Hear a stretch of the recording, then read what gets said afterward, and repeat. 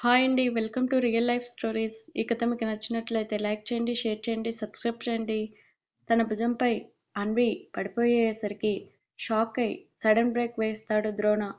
Honey అంటూ తనని తడుతూ పిలుస్తాడు. కానీ అన్వి లేవదు. తారక్ తర్ని కూడా తన్ని కంగారుగా పిలుస్తారు. కానీ పలకదు. ద్రోణకి కంగారు ఎక్కువై తన చుట్టూ చేతులు వేసి గట్టిగా పట్టుకొని హనీ లేవే అంటూ తన చేతిని పట్టుకుంటాడు. అక్కడ తడిగా ఉండడంతో తన చేతిని పట్టుకొని చూస్తాడు. అక్కడ రక్తం పోతూ కనిపించేసరికి కంగారుగా ఎక్కువై వెంటనే తన కర్చీఫ్ తీసి చేతికి కట్టి తన ఒడిలో పడుకోబెట్టుకొని వెంటనే కార్ స్టార్ట్ చేసి ఫాస్ట్గా పోనిస్తాడు హాస్పిటల్కి. అసలు ఏం జరిగిందంటే అన్విని ఒక రౌడీ పట్టుకోవడం చూసిన ద్రోణ తను కొట్టిన రౌడీని తన్నటంతో వాడు వెళ్ళి అన్విని పట్టుకున్న రౌడీపై పడతాడు. ఆ పడటంతోనే అన్విని పట్టుకున్న రౌడీ చేతిలో కత్తి ఉండడంతో వాడు కింద పడబోతూ అనుకోకుండా అన్వి చేతిని కట్ చేస్తాడు. అన్వి నొప్పికి అమ్మ అని అరవబోతూ అక్కడికి వచ్చిన తారక్ తర్ని రాహుల్ దర్శన్ చూసి షాక్ అయి చేతికి దెబ్బ తగలడం చూస్తే వాళ్ళు బాధపడతారు అని దాన్ని దాచేస్తుంది. అప్పటికే ద్రోణ ఇం- ఇంకా కోపంగా ఉండటం చూసి భయపడి అసలు విషయం చెప్పదు. హాస్పిటల్ రాగానే తన్ని లోపలికి తీసుకెళ్తారు. కొద్దిసేపటికి డాక్టర్ బయటికి రావడంతో ముగ్గురు తన ముందుకు వెళ్తారు. డాక్టర్, నా వైఫ్కి ఎలా ఉంది? Nothing to worry. కత్తి చేతికి డీప్గా కట్ అవ్వలేదు కాబట్టి భయపడిన అవసరం లేదు. కాకపోతే తను బాగా స్ట్రెస్గా ఫీల్ అవుతుంది. ఈ టైంలో తనంత స్ట్రెస్ అవ్వడం తనకే కాదు, తన కడుపులో పెరుగుతున్న బేబీకి కూడా మంచిది కాదు. స్టెప్స్ పై నుండి పడటం వల్ల తన బేబీ కూడా బలహీనంగా ఉంది. సో చాలా కేర్ఫుల్గా చూసుకోవాలి. లేకపోతే అబార్షన్ అయ్యే ఛాన్సెస్ ఎక్కువ ఉన్నాయి. డాక్టర్ మాటలకి తారక్ తర్నీకి బాధగా భయంగా అనిపిస్తే ద్రోణకి కళ్ళల్లో నీళ్లు తిరుగుతాయి. బట్ వాటిని బలవంతంగా ఆపేసి డాక్టర్, అన్విని చూడొచ్చా అని అడగడంతో తను పడుకుని ఉంది, డిస్టర్బ్ అవ్వకుండా చూసిరండి అని వెళ్ళిపోతారు డాక్టర్. ముగ్గురు లోపలికి వెళ్తారు. ద్రోణ అక్కడే చైర్లో కూర్చొని తన చేతిని పట్టుకుంటాడు. తర్ని చేతిని పట్టుకొని సైగ చేసి అక్కడి నుండి తీసుకెళ్తాడు తారక్. ద్రోణ తన చేతిని నుదిటిని పెట్టుకొని ఎందుకే ఎందుకే ఇలా చేస్తున్నావు? అసలు ఏం జరిగిందో నాకు చెప్పు. నువ్వు ఎందుకు ఇంతలా భయపడుతూ స్ట్రెస్ ఫీల్ అవుతున్నావు? ఏం జరిగిందో చెప్పవే అనుకుంటూ తన చేతిని ముద్దు పెట్టి తన కడుపుపై చేయి వేసి నిమిరి అన్వి నుదుటిపై ముద్దు పెడతాడు. అప్పటికే తనకి కాల్ రావడంతో అన్వి చేతిని వదిలి పెట్టి బయటికి వెళ్ళి ఫోన్ లిఫ్ట్ చేస్తాడు. చెప్పు దర్శి అంటూనే తర్ని ఎక్కడా అన్నట్టు చూస్తాడు. తారక్ డాక్టర్ దగ్గరికి వెళ్ళింది అన్నట్టు సైగ చేసి అన్వి దగ్గరికి వెళ్తాడు. అన్నయ్య ఎక్కడున్నారు? ఇంకా ఇంటికి రాలేదు. ద్రోణ జరిగింది చెప్పి మేము నైట్ కల్లా వస్తాం. ఇంట్లో మేనేజ్ చేయి. దర్శి కంగారుగా ఇప్పుడు వదినకి ఎలా ఉంది అన్నయ్య? నేను కూడా వస్తాను అన్నయ్య, ప్లీజ్. వద్దు దర్శి, ఇప్పుడు నీకు ఇక్కడ కంటే అక్కడే అవసరం ఎక్కువ ఉంది. నైట్కి వచ్చేస్తాం. అప్పటి వరకు ఇంట్లో ఎవరికీ డౌట్ రాకుండా చూసుకో. అలాగే అన్నయ్య అని కాల్ కట్ చేస్తాడు. తారక్ లోపలికి వెళ్ళాక మెల్లగా కళ్ళు తెరుస్తుంది అన్వి. తారక్ కంగారుగా ఇప్పుడు ఎలా ఉంది అన్వి? అన్వి లేవడానికి ప్రయత్నిస్తుంటే తనకి హెల్ప్ చేస్తాడు. పర్లేదురా, కొంచెం నీరసంగా ఉందంతే అని మళ్ళీ కంగారుగా, రే వంశీకి బేబీ గురించి తెలిసిందా? తారక్ సీరియస్గా, ఇప్పుడు కూడా నీ బిడ్డ గురించి చెప్పకపోతే ఎలా అన్వి? నువ్వు బాధపడుతూ బావని కూడా బాధపెట్టడం అవసరమా? నీకు చెయ్యికి దెబ్బ తగిలితేనే ప్రాణం పోయినంత విలువిల్లాడిపోయాడు. ప్లీజ్ అన్వి, ఇప్పటికైనా బావకి నిజం చెప్పు. అన్వి కన్నీళ్లతో కంగారుగా తారక్ వైపు చూస్తుంది. తన కన్నీళ్లు చూసేసరికి డాక్టర్ చెప్పింది గుర్తొచ్చి, సరే ఏడవకు అని కన్నీళ్లు తుడిచి, ఇంకా బావకి తెలియదు, నువ్వు కంగారు పడకు. అన్వి రిలాక్స్ అవుతుంది.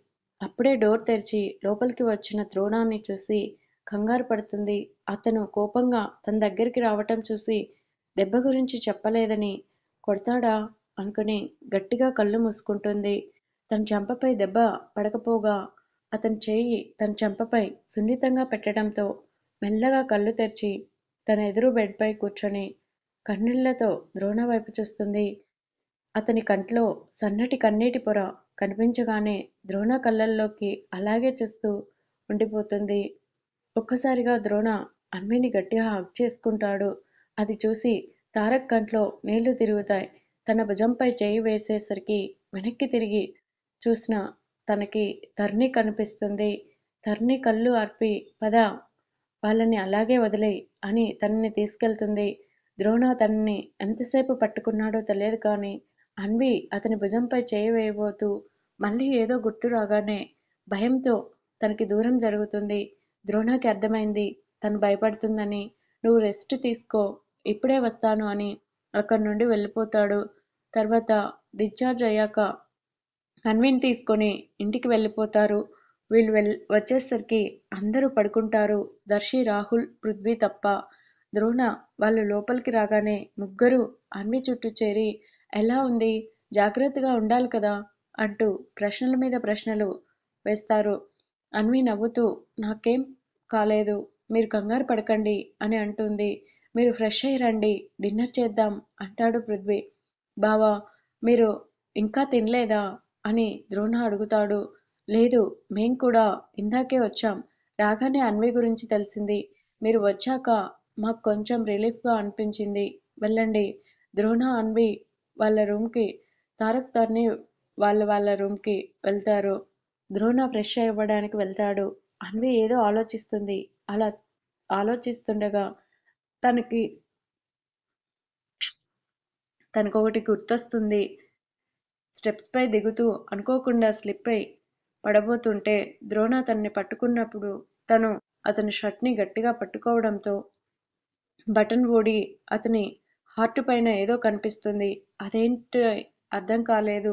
ఎందుకో అది చూడాలి అని మనసు కోరడంతో అది ఎలాగైనా ఇప్పుడు చూడాలి అనుకుని ద్రోణ ఇప్పుడు ఫ్రెష్ అయి డ్రెస్సింగ్ రూమ్కి వెళ్తాడు కాబట్టి తనకు కనిపించకుండా డ్రెస్సింగ్ రూమ్లో దాక్కొని అది ఏంటో చూడాలి అని ఫిక్స్ అయి డ్రెస్సింగ్ రూమ్కి వెళ్ళి దాక్కుంటుంది. ద్రోణ ఫ్రెష్ అయి టవల్ కట్టుకొని చేయితో హెయిర్ని విదిలిస్తూ బయటికి వచ్చి అన్వి కోసం చూస్తాడు. కానీ తను కనిపించదు. ఎక్కడికి వెళ్ళింది ఇది అనుకుంటూ డ్రెస్సింగ్ రూమ్కి వెళ్తాడు. ద్రోణ రావటం చూసి అన్వి అలర్ట్ అయి దాక్కుని తలని కొంచెం వంచి ద్రోణ వైపు చూస్తుంది.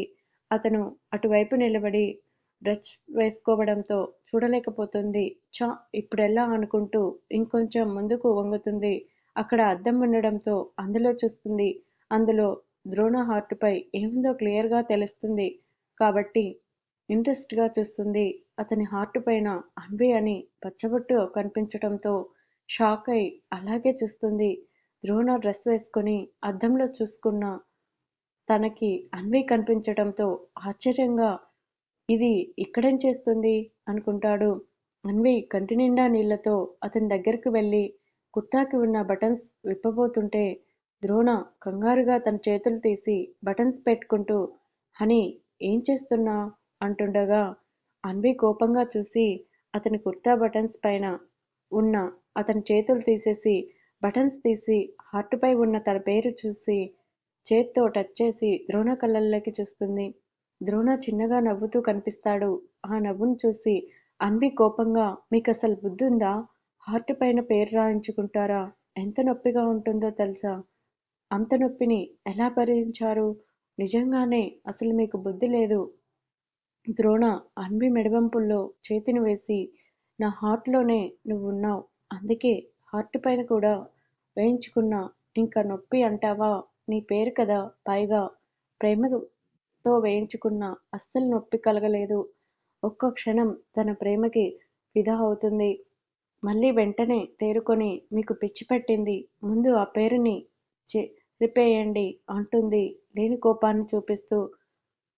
ద్రోణ గోడకి ఆనుకుంటుండనే అన్వి నడుము చుట్టూ చేతులు వేసి దగ్గరికి తీసుకుని హనీ, నువ్వు నిజంగానే తింగేదానివి. ఈ పేరు మార్కర్తో రాసిన పేరు కాదు పాపా, పచ్చబొట్టు వేసింది. ఒకవేళ ఇది చెరిపే వేయాలి అనుకుంటే అది నా ప్రాణం అంటుండగా అన్వి కంగారుగా ద్రోణ నోటిని తన చేత్తో మూసేస్తుంది. వంశీ, ఏం మాట్లాడుతున్నారో మీకు అర్థమవుతుందా?